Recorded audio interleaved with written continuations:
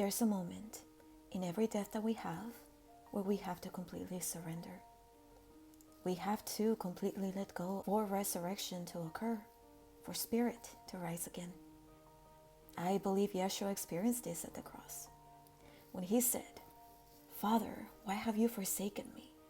He was facing the final human reflex, the instinct to reach for familiar architecture. He reached toward the Father as the Son, not out of weakness, but out of familiarity and comfort. Yeshua wasn't afraid of death. He was actively releasing identity. Identity is the quiet veil that separates us from God. It is the structure that keeps us personal, contained, and oriented.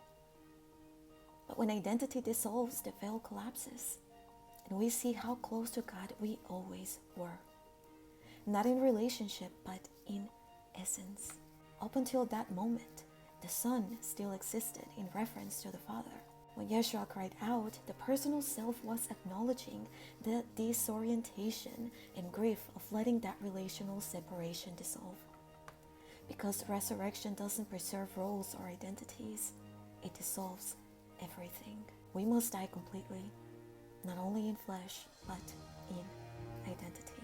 Even Yeshua had to allow death fully. He surrendered every remaining layer of human identity in an act of embodied faith. Certainty. He resurrected not because he believed he would, but because he allowed himself to die without guarantees. This is also why I believe there was no miracle in that moment. Yeshua could have bent matter, shaped a new reality in which he had survived, but instead, he chose surrender. Because if he had intervened, he would have preserved identity and separation. The Father stopped speaking at the cross, not because the connection was lost, but because certainty had arrived. Speech implies distance. Silence implies union. Yeshua was no longer the Son of God. He became the Father. And that's what I believe he was having a hard time integrating at that final moment of surrender. He cried out for the Father to speak to him once again.